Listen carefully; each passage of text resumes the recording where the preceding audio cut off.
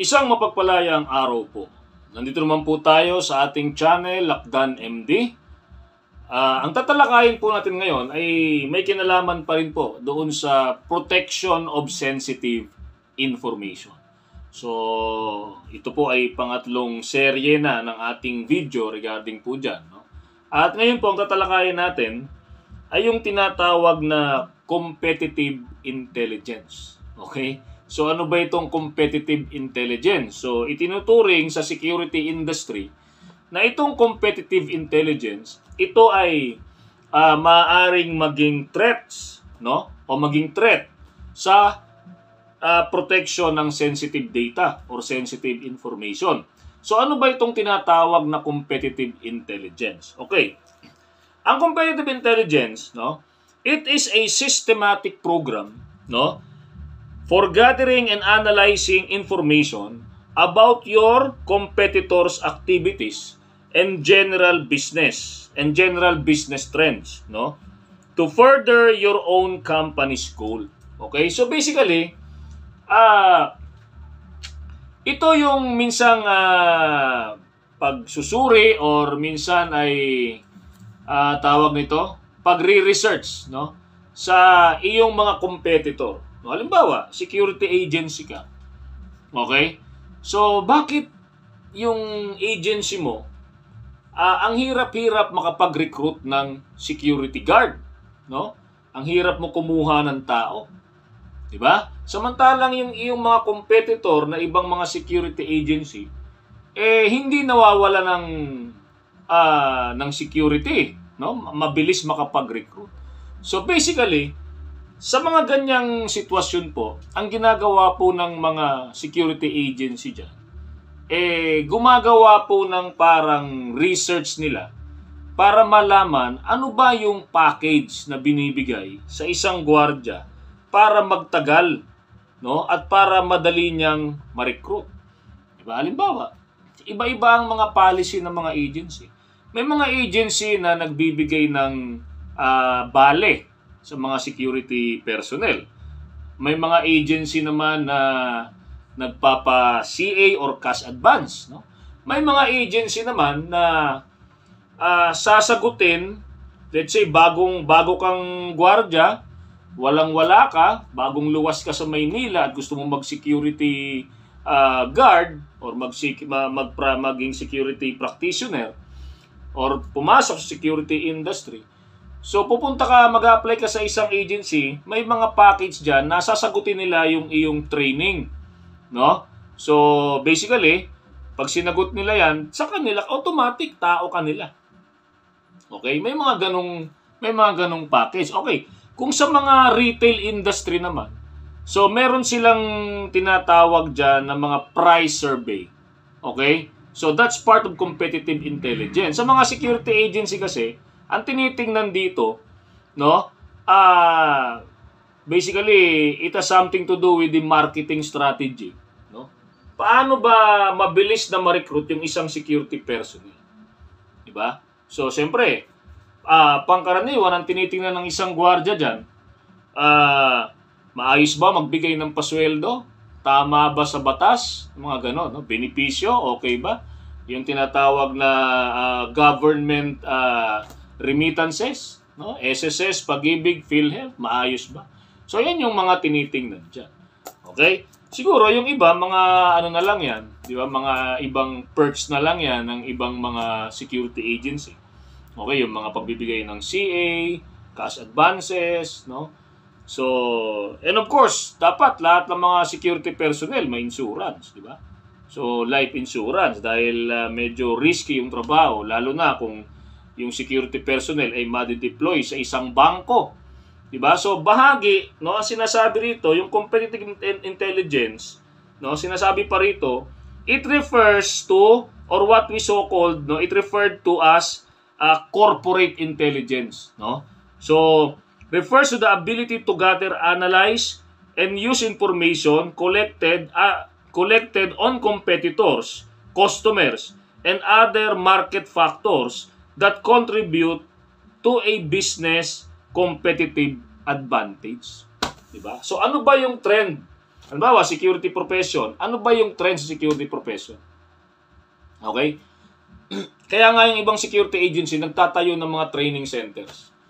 Di ba? Para mabilis yung recruit. Sa halip na makipag-memorandum ka,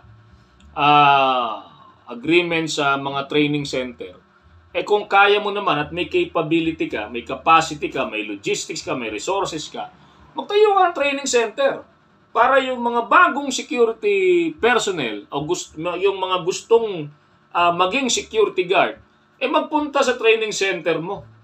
Di ba? Doon mag-training. At kung kaya ng logistics mo, edi sagutin mo yung training nila.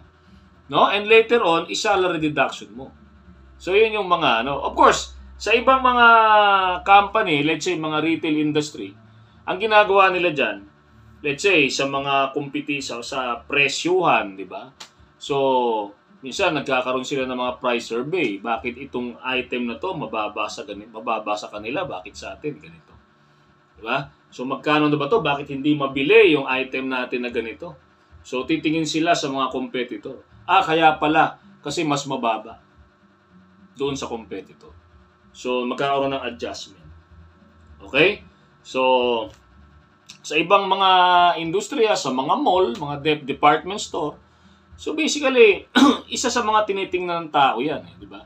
Halimbawa, pasok ka sa isang mall, mainit. Wala man lang attraction or leisure na makikita. Kainan or what. Di ba? So, mainit.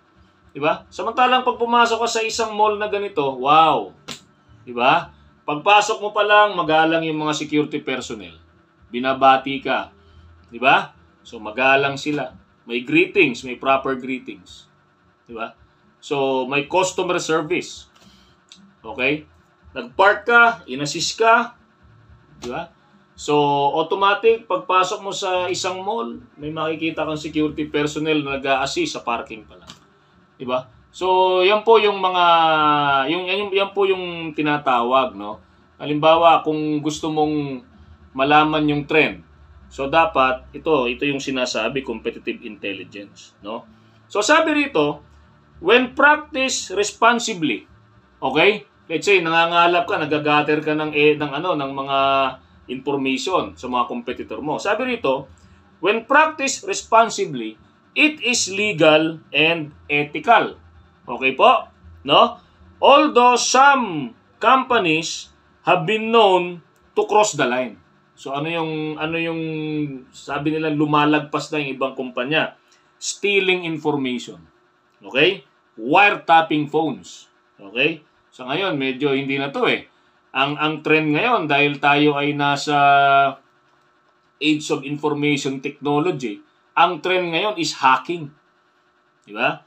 So, wiretapping phones and burglaring offices. No? So, entering the darker realm of industrial espionage. Okay? So, sabi ko nga sa ngayon, dahil tayo ay nasa age of information technology, hacking na po. Di ba?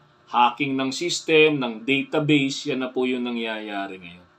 Okay? So, ito po yung tinatawag na competitive intelligence. Okay? So competitive intelligence meant to track how your competitors are developing products, selling services, marketing, winning sales deals, no? And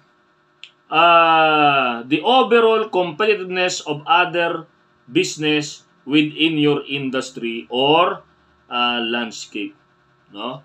It gives us comparison of our products and services versus our competitors. Ngayon, merong sinasabi na 3 general types of competitive intelligence. So ano ba yung 3 general types of competitive intelligence? Okay?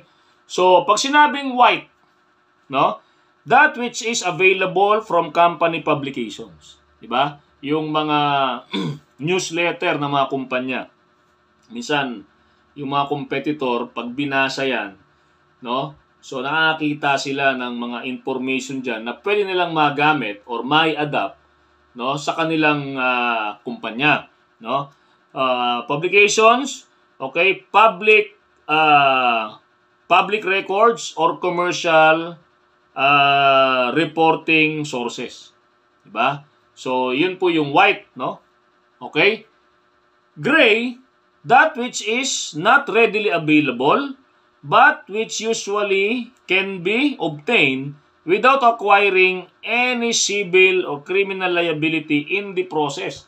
So, paano po ba ito? So, hindi raw siya readily available, hindi siya publicly available, pero pwede kang makakuha, no? Yan na nga, no? Kung sa retail yan, yung mga price survey.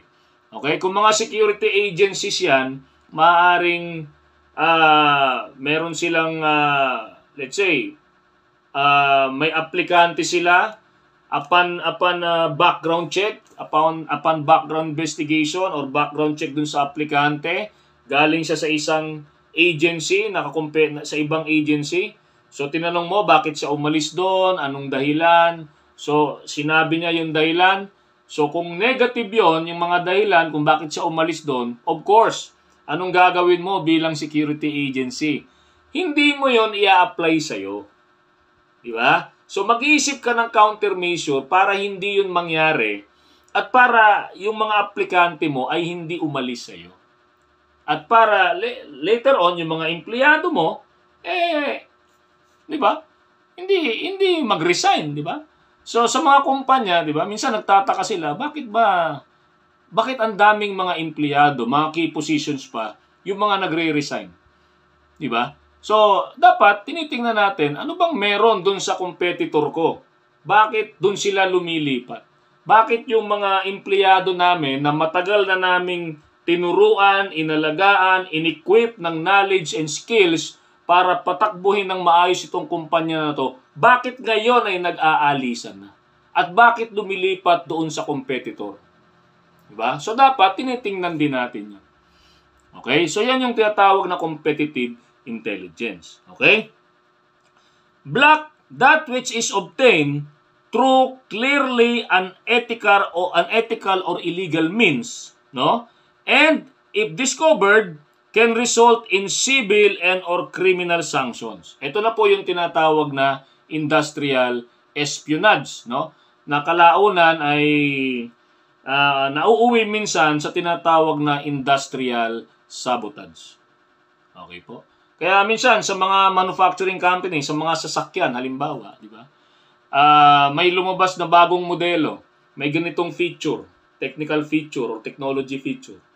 Minsan may lalabas na ibang modelo naman ng ibang brand, ganun din, di ba? So halos minsan sa disenyo pa lang minsan hindi mo na ma-distinguish anong brand ba to, anong brand man to, minsan malilito ka. So diyan po, no, diyan po pumapasok yung competitive intelligence na sinasabi ng mga security practitioner or security expert na kung minsan itong competitive intelligence na to minsan nagiging threat din siya sa pagproteksyon doon sa sensitive information. Di ba? So, pero sabi nga, when practiced responsibly, ito ay legal at ethical. No, wag lang hantong doon sa pag-i-employ mo or pagkakaroon ng tinatawag na industrial espionage. Okay? So, sana po may napulot kayo rito, no? Itong competitive intelligence ay bahagi pa rin po ng protection of sensitive information. So, mahalagang malaman po natin ito para kung tayo man po ay, kung ginagawa man po natin ito, malaman din po natin hanggang saan lang ba yung ating limitasyon. Okay po? So, muli, marami pong salamat. Stay safe, be alert, and be aware.